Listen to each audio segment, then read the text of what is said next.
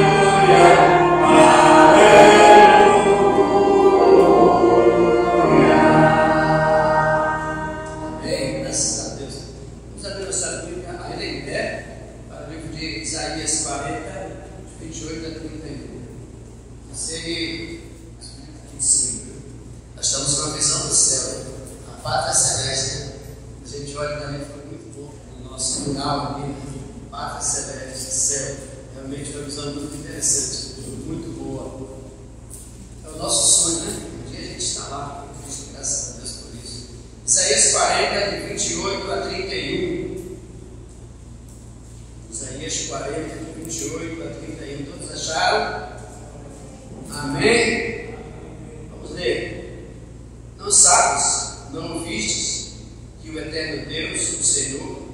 Criador dos fins da terra, nem se cansa nem se fatiga, não se pode esquadrinhar o seu entendimento, faz forte ao cansado e multiplica as forças ao que não tem nenhum vigor.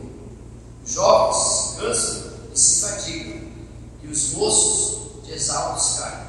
Mas os que esperam no Senhor renovam as suas forças, sobem com asas como águias, correm e não se cansam, caminham e não se fatigam. Amém? Amém. Vamos ler bem forte o 31, no 3. 1, 2, 3. Mas os que esperam no Senhor renovam as suas forças, sobem com asas como águias, correm e não se cansam, caminham e não se fatigam. Amém? Amém. Tiago, você leva Deus orações. Somos gratos, Senhor, por essa manhã.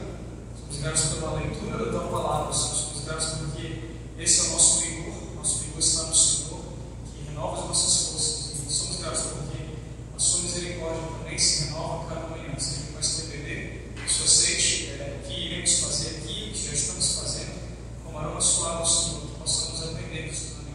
Amém. Obrigado, irmãos, por eles sentar. Abrindo essas Bíblias. Aliás, vamos pegar nossa parte dos versículos memorizados, decorados, livros, aquele que você na semana tirou um tempinho para meditar na palavra de Deus. Chegou a hora de você dividir conosco nesta manhã. Quem será o primeiro? Esperei com paciência pelo Senhor, e Ele se inclinou para mim e me ouviu enquanto clamei como socorro. No princípio criou Deus os céus e a terra era sem forma e vazia, e o Espírito de Deus pairava sobre as águas. Disse Deus: haja luz, e houve luz. Gênesis 1, de 1 a 3. Toda a Escritura inspirada por Deus é útil para o ensino, para a revisão, para a correção, para a educação na justiça, a fim de que o homem de Deus seja perfeito, perfeitamente habilitado para toda boa obra. Amém? Mais algum? Não temas as coisas que há de padecer, este diabo está para lançar um de vossa prisão para ser julgado.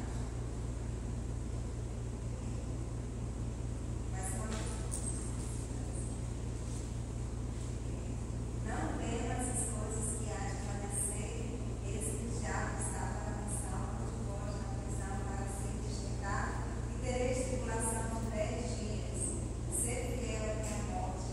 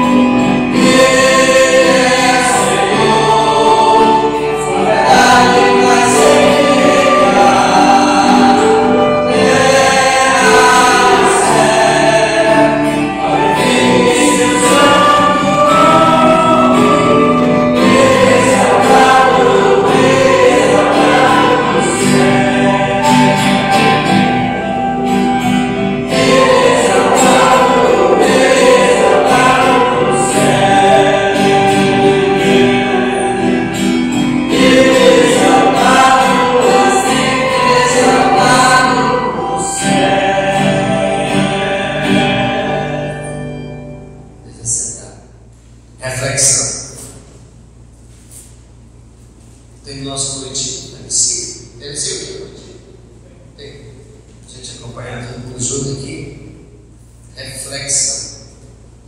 O tema é cumprir o papel. Conversando com um jovem, fiz a classe pergunta.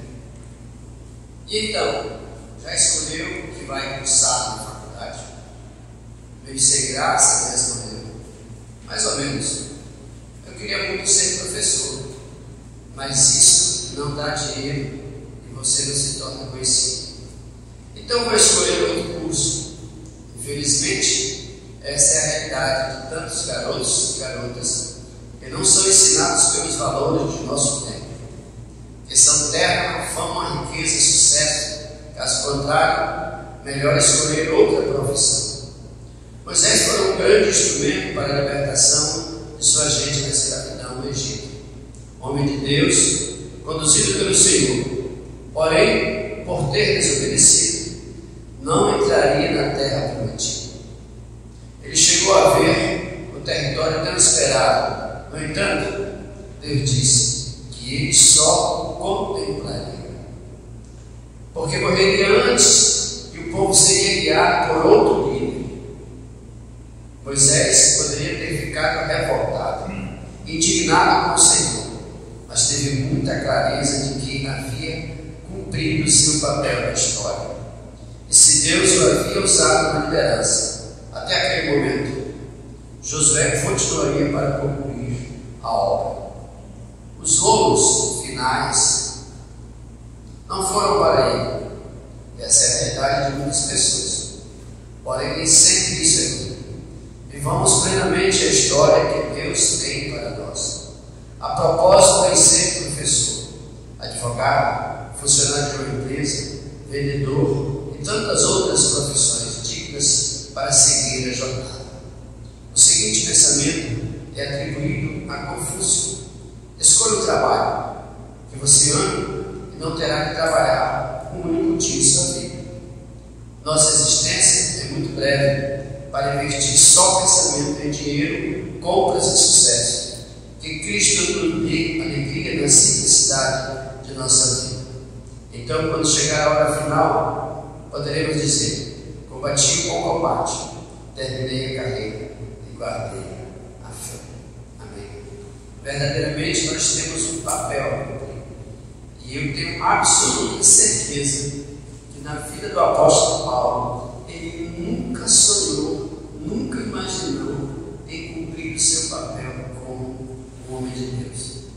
Mas um dia Deus o deu e ele cumpriu até o fim das suas vidas. Que possamos cumprir o nosso papel todos os dias, tanto como pais de família, mas como servos do Senhor. Sabemos que cada um de nós tem um papel, independente do que se faça na vida, independente da sua função, da sua profissão, do seu tempo em casa, no trabalho. Todos nós temos um papel a cumprir. Na sociedade, cumprir, temos que ser honestos, temos que cumprir os nossos labutas de acordo com onde nós estamos e na presença do Senhor, fazer o seu papel aqui na terra, levar o Evangelho de salvação a toda criatura. Graças a Deus por isso. Agora nós vamos convidar o pastor Paulo, que estará no estudo nessa manhã. Bom dia, igreja. Bom dia.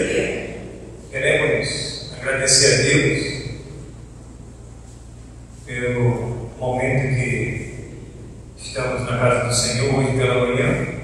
Agradecer aos irmãos pelas orações, pela minha recuperação depois de a virose me pegar, e já quase em 100%, a tosse já está indo embora, e agradecer ao Senhor por isso. Irmãos, nós vamos continuar o estudo sobre a família. Muito bem, irmãos, então o nosso estudo sobre a família, nós temos falado sobre o padrão divino para o marido, o padrão divino para a esposa, o padrão divino para os filhos e agora o plano divino para a família. Então vamos ler esse texto da Palavra de Deus em Deuteronômio, capítulo 6. Abra aí sua Bíblia. Deuteronômio, capítulo 6.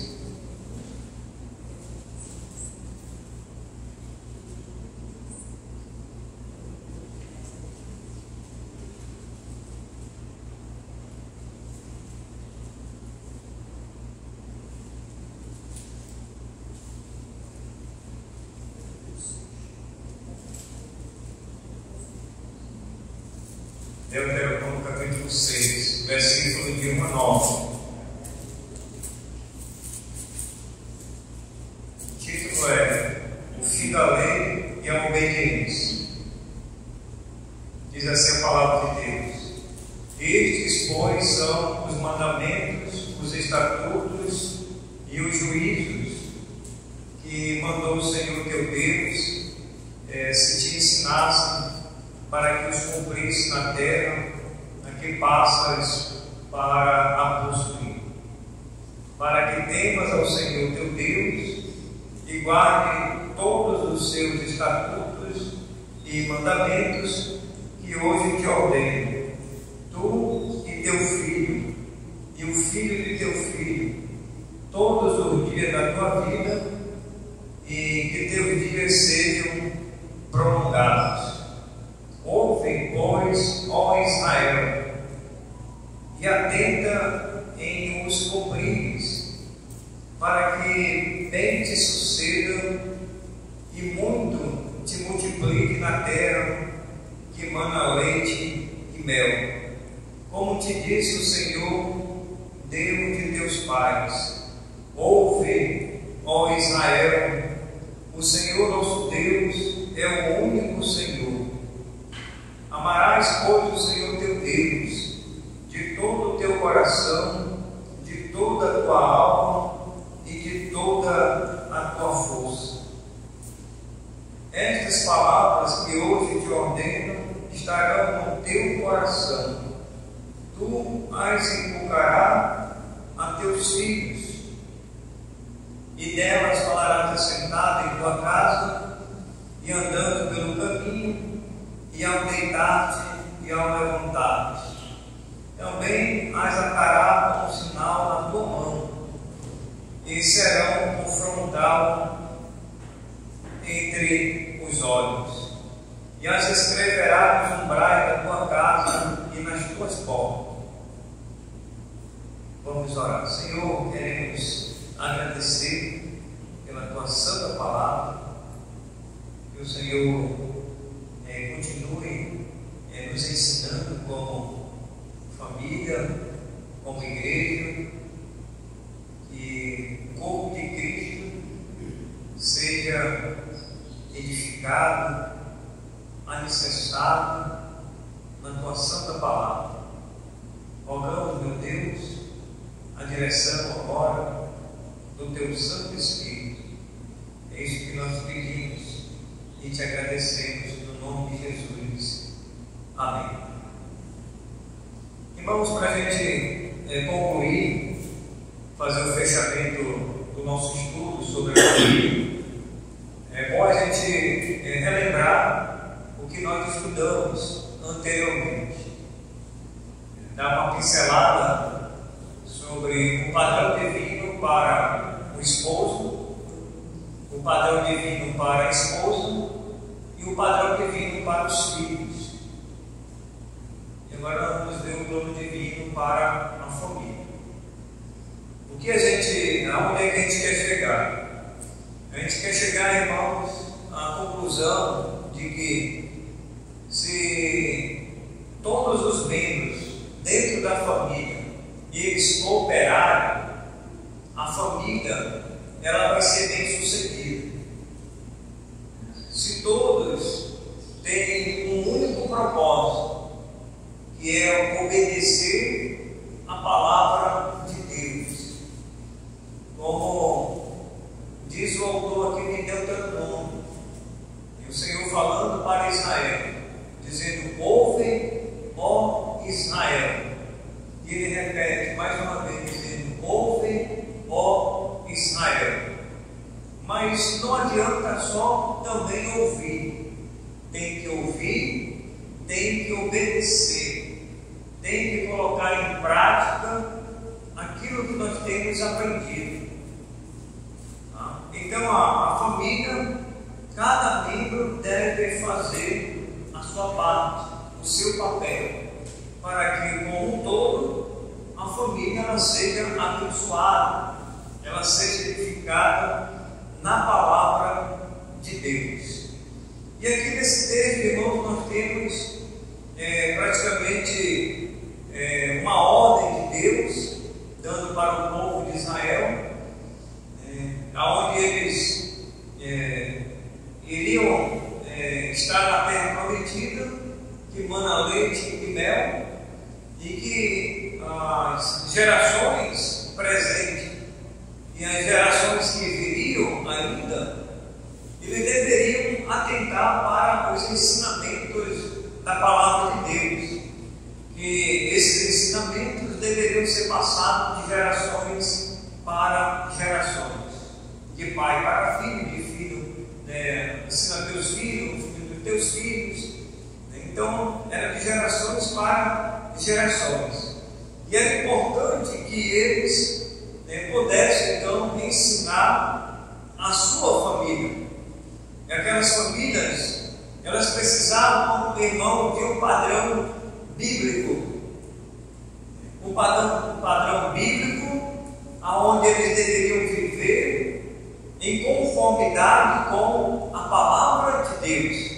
Seriam famílias completamente diferentes, ou seria uma nação completamente diferente daquelas nações vizinhas que estavam por ali. Porque os irmãos sabem que naquela época existia o monoteísmo e o politeísmo, né? Existia o único Deus que Israel deveria adorar, mas existiam outros deuses, politeístas, onde aquelas nações vizinhas, onde aquelas famílias que ali residiam, eles adoravam. E por isso o autor ele chama a atenção do povo de Israel, dizendo que ele é o único Senhor. Ouve, pois, ó Israel. E eles deveriam atentar, irmãos, para esse único Deus, o nosso Deus, o único Senhor. Então eles deveriam cumprir, irmãos, essa coletânea, que era os mandamentos, os estatutos e os juízos do Senhor. Eram praticamente, irmãos, 3 objetivos que eles tinham para cumprir. Nenhum deveria ser deixado de lado. Todos deveriam ser cumpridos na sua inteireza, deveriam ser completos. E eles deveriam então ensinar para as suas famílias, para as suas gerações. Deus havia feito a promessa, desde quando eles haviam saído lá do Egito: eu vou levar vocês para uma terra que mana leite e mel. E eles chegaram lá. Agora vocês vão se estabelecer nessa terra, mas vocês vão ter que cumprir os mandamentos, os estatutos e os juízos de Deus, para que essas famílias elas sejam abençoadas e que essas famílias elas possam ter uma vida sobre a terra longa, né? Os seus dias sejam prolongados. E isso, irmão, dependia muito então dos pais, principalmente para ensinar os seus filhos. Vejamos, irmãos, então 3 princípios de Deus para a família. 3 princípios de Deus para a família. Primeiro, nós vamos ver a importância da família no plano de Deus. A definição de família. O que é a família? A família não é um grupo de pessoas rivais, alheias aos isso não é um conceito de família. Família, irmãos, vamos ver aqui mais adiante, essa outra definição, em termos de unidade, que família é um conjunto de pessoas, onde todas as pessoas presentes que vivem sobre o mesmo teto, sobre a proteção e a dependência do chefe da família, no caso o homem, que vive na intimidade do lar, que se comunicam, que se amam e se ajudam mutuamente. Então essa é a definição de família, onde todos os membros eles devem compactuar dos mesmos interesses e não viver alheios ou cada um viver independente um do outro. Eles devem depender, irmãos, um do outro, e cada um, individualmente, deve ter um propósito de vida. Cada membro da nossa família, por exemplo, às vezes é o pai, às vezes é a mãe, é o filho ou é a filha. E cada um deles tem um propósito de vida, tem um plano de vida, querem alcançar algum objetivo na vida, ser bem-sucedido, ter uma estabilidade, ter um bom emprego, ter uma boa família, uma boa igreja, onde eles possam realmente compartilhar de todas as necessidades. Quem vai, irmãos, ajudar esses membros? São eles, mutuamente. Quem deve apoiar são os pais. Se o filho ou a filha tem um propósito, papai, mamãe, eu tenho um propósito. O que você quer, meu filho? Eu quero fazer faculdade, eu quero cursar essa faculdade e eu quero passar em um concurso público, federal, estadual, municipal. Tem um objetivo, irmãos, na vida, um propósito na vida. E aí o pai, a mãe vai se esforçar para ajudar aquele filho e aquela filha. Então, irmãos, nós precisamos investir não somente financeiramente, mas também tempo com os nossos filhos, conversando com eles, ensinando eles, como diz o texto de Deuteronômio, o ensino, irmãos, ele nunca acaba. Ao levantar, ao deitar, andando pelo caminho, em todo o tempo, em todo o momento. E aí, irmãos, eu, aproveitando esse momento onde a família deve se ajudar mutuamente, eu estava fazendo uma pesquisa na internet e procurando saber, por exemplo, sobre a criação de filhos. E aí veio uma coisa na minha cabeça assim, eu vou procurar saber. Aí eu pesquisei, cheguei mais ou menos a uma conclusão, não definitiva. Isso depende muito. Por exemplo, você já procurou saber quanto é que custa criar um filho até os 18 anos? Você já procurou saber? Fernando tem quantos anos, Fernando? 14 anos. Daqui a mais 4, o Fernando está com 18. Já está lá nas Forças Armadas, servindo, não sei qual é o propósito de vida que ele tem. Já está há 18 anos, né? 18 anos. Agora, Fernando, pensa, desde o momento que você nasceu, os demais também vão pensando aí. Quanto é que os seus pais já gastaram contigo? Ou os seus avós?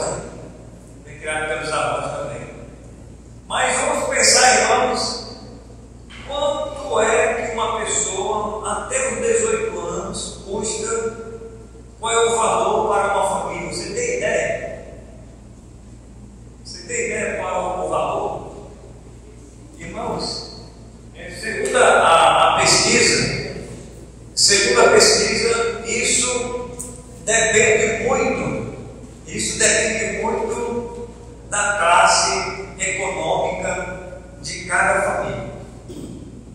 Porque existe a classe baixa, a classe média e a classe alta. Baixa, média e a classe alta. Então, os valores dependem muito da classe social de cada família. Mas segundo a minha pesquisa que eu fiz, tirando por baixo, para criar uma pessoa desde o nascimento, ou antes mesmo do nascimento, porque antes da criança nascer, qual é o primeiro gasto que os pais têm? Natal, enxoval, o quarto, né? Decorar o quarto, então uma série de coisas, né? Aí já temos o primeiro gasto, que não é barato, né? Então, para você ter uma ideia. Então, pegando por baixo, e às vezes a gente não tem nem condições de fazer isso, né? A criança nasce mesmo. Então, por baixo, irmãos, fica em torno até os 18 anos. Até os 18 anos, na faixa de aproximadamente, para a classe baixa, 300 mil. Até os 18 anos, pegando a classe baixa. Aquele que não tem muitas condições e cria aquele filho, né, entre trancos e barrancos, mas é aproximadamente 300 mil até os 18 anos. Agora, imagine, irmãos, que tem uma condição menor, esse valor vai aumentar. Estou falando de um filho só. Aí eu fiquei pensando, e aqueles que têm 5 filhos, 4 filhos, é botar na ponta da caneta quanto é, qual é o gasto daquela família, o investimento que os pais fazem na vida dos filhos, né? Quanto é? Quanto é que você já gastou com seus filhos hoje? Você já pensou? Eu não sei quanto eu já gastei com a Isabel e com o Ismael. Eu não sei. Mas vamos pensar que o Fernandinho deve ser por baixo, mais ou menos, de manhã, no café da manhã. Ele deve comer os 3 pães. 3 pães, 2 ovos, não sei. Um ovo só? Só um ovo. São 4 pães, 4 ovos. Rapaz, deixa eu aí, mano. Tem que ser pelo menos os 3. Os 3 pães, 3 ovos. Então, irmãos, o gasto é muito grande. Né? Café, almoço, né? Uma merenda, ver uma janta. Aí depois você dá ver um galzinho umas vezes, né? E até Para dormir. ele está pelado, né? Isso, inclui tudo. Então, irmãos, o investimento, né, nós temos que fazer dos nossos filhos. Mas aí, irmãos, vai ter um retorno quando você faz o investimento nos seus filhos. Porque você precisa, né, você vai chegar na velhice e você vai precisar da ajuda dos seus filhos.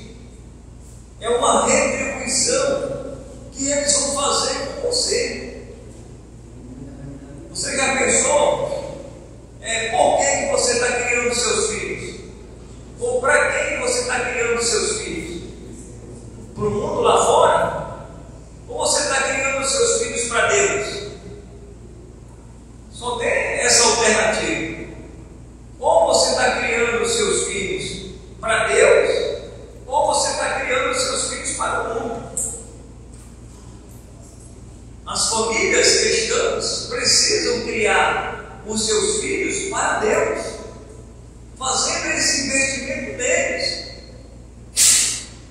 sabendo que o retorno, irmãos, ele vai chegar. Então, irmãos, essa é a definição de família. A fecundidade é bênção de Deus. Letra C, os filhos, como diz o salmista, são heranças do Senhor. Os filhos são herança do Senhor. Então, temos que fazer esses investimentos. São heranças. São os bens mais preciosos de uma família. Não é os bens móveis ou imóveis, mas são os nossos filhos. A herança que Deus colocou em nossas mãos. Segundo, a constituição da família como bênção de Deus. Letra A importância da adoração a Deus. A importância da adoração a Deus. Olha, irmãos, como é precioso, como é bonito a gente vê uma família, todos eles se congregando na mesma igreja e todos eles servindo na mesma igreja. Como é bom, irmãos, como seria maravilhoso que nas nossas igrejas hoje as gerações que começaram o trabalho de Deus, elas permanecessem na igreja aonde os seus pais começaram. Se eles moram naquela cidade, naquele bairro, e os seus pais começaram naquela igreja, e ali eles vão ficar, independente mesmo, às vezes, das circunstâncias, dos momentos, mas se eles estão residindo naquele bairro, naquela cidade, eles devem permanecer ali. Que aquele legado que foi deixado pelos seus pais, haja uma continuidade. Haja uma continuidade. Que bom seria, irmãos, que na Shalom, os irmãos mais antigos, as suas gerações futuras, elas permanecessem na igreja. Alguém poderia chegar aqui e dar um testemunho dizendo assim: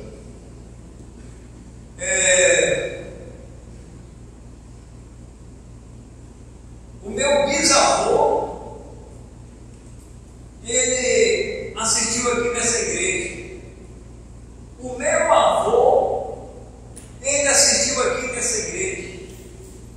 O meu pai, ele assistiu aqui nesta igreja. E agora a minha família está assistindo aqui também nessa igreja. Eu estou falando, irmãos, já de 4 gerações. Vocês estão entendendo? De 4 gerações. A importância, irmão, da família na adoração a Deus. 4 gerações, irmãos. Mas eu creio que isso é raro, é uma raridade nós encontrar esse padrão, né, de importância na adoração em nossas igrejas. Por que essas gerações elas não permanecem? Por que aquela semente que germinou, que começou, ela não prosperou, ela não permaneceu? Não sei, Deus sabe, né, os simples motivos pela não permanência de alguns membros, né, ou de algumas gerações que começaram e depois, né, sumiram, vamos dizer assim. Ontem nós estávamos lá na Igreja da Fé, em BR Fé. Ela fez 71 anos. Olha aí, irmão, 71 anos é praticamente uma vida inteira, né, de uma pessoa. A Bíblia diz que 70, 80. Que passar disso é canseira e infarto. A igreja fez 71 anos. E alguns irmãos estavam se revendo ali, né? Alguns que passaram estavam lá na igreja. O irmão estava dizendo, né, notando ali: olha, fulano passou por aqui, estou vendo ele, Beltrano passou por aqui, estou vendo ele, mais outro passou por aqui, estou vendo ele. Por que não estão lá? Por que não estão lá? Se começaram lá, não sei qual foi o motivo ou os motivos pela não permanência daquela família. Eu sei que algumas famílias ainda lá na Igreja da Fé, os antigos, ainda algumas ou outras estão lá permanecendo, entre trancos e barrancos, apesar de muitas dificuldades, apesar de muitos problemas, às vezes, dos filhos, nem dos pais. Acho que a maioria de muitos casos de família, irmãos, que aconteceram pela não permanência da família, sabe qual é? São os pais. Às vezes é os pais, ou às vezes é os filhos. Ou é atribuído aos pais por algum problema de relacionamento da família, às vezes esposo, alguma coisa que aconteceu. Às vezes são os filhos problemáticos dentro da igreja. Aí o pai tem que, às vezes, se compadecer e levar o lado do filho, o lado do filho.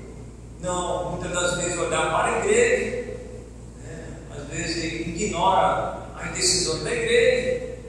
Aí tem compaixão dos filhos e diz: não, então vamos sair da igreja, vamos para outra igreja. Você já tem um problema aqui, então vamos para outra igreja. E assim vai. E assim vai, e a família ela vai decidindo. Ela vai decidindo. Tem problema ali, vai dar problema ali, vai dar problema ali. E assim vai. Nós queremos, irmãos, que as nossas gerações, se possível, permaneçam adorando a Deus. Então, a constituição da família como bênção de Deus, irmão, vai ser bênção de Deus. Letra B, a oração. A oração da família altera as circunstâncias. Como isso, irmãos, é importante, A família no culto de oração, buscando o Senhor, todos igualmente de um só propósito. Como é que o irmão, a irmã quer alcançar as bênçãos de Deus se ignora o culto de oração, se despreza o culto de oração? Mas eu quero ser abençoado, pastor. Eu quero que os meus filhos sejam abençoados. Eu quero que os meus netos, as minhas netas sejam abençoadas. Mas não comparece, irmãos, a um culto de oração. E às vezes, irmãos, só comparece quando as coisas começam a apertar.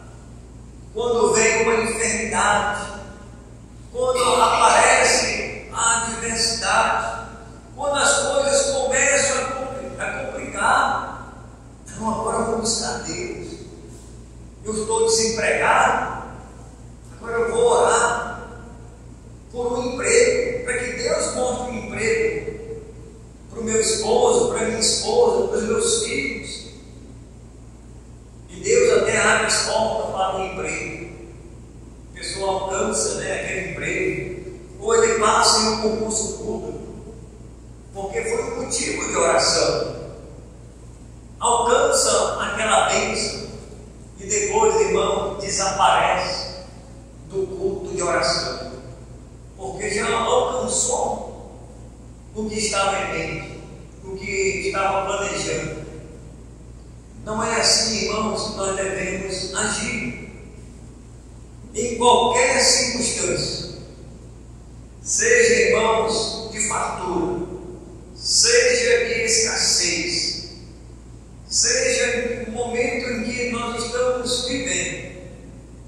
Nós temos, irmãos, que orar, nós temos que dar a devida importância para o momento da oração, porque é no momento da oração que nós temos o tempo do pedido de oração. E o irmão, a irmã vai dizer: Irmãos, ore pelo meu esposo, ore pela minha esposa, ore pelos meus filhos, por isso e isso. E nós vamos orar. Agora, se o irmão não vem ao culto de oração, a irmã não vem ao culto de oração, nós não sabemos o que está se passando com aquela família ou com aqueles irmãos, nós não sabemos quais são os seus pedidos de oração. Ninguém tem bola de cristal, ninguém aqui é mãe Dina, é mãe Diná ou pai Dino. Nós não sabemos, irmãos. Por isso, irmãos, temos que chegar no culto de oração. A oração da família altera as circunstâncias das mais diversas. E a letra C, para a gente terminar esse ponto, toda a família na casa de Deus. Toda a família na casa de Deus. Pergunto aos irmãos, pergunto à igreja: quem no Antigo Testamento usou esse pensamento aqui, nesse último ponto? Josué, que foi que ele disse? Eu e a minha casa serviremos ao Senhor. Amém? Vamos orar. Senhor, queremos te agradecer, porque o Senhor é bom e a sua misericórdia dura para sempre. Queremos, Pai, como Josué, servir ao Senhor. O Senhor nos dá a oportunidade de, no domingo, na quarta-feira, mesmo apesar do trabalho, do cansaço, não temos desculpa de chegar na tua casa para a oração, para o momento da adoração, para o momento do aprendizado na EBD, logo pela manhã, buscando o Senhor. Um culto à noite. Queremos orar, meu Deus, pelos nossos filhos, pelas nossas famílias. Sejamos, meu Pai, obedientes à tua palavra, aos teus ensinamentos, e nos ajude. Pedimos as tuas misericórdias, no nome de Jesus. Amém. Divisão das faces.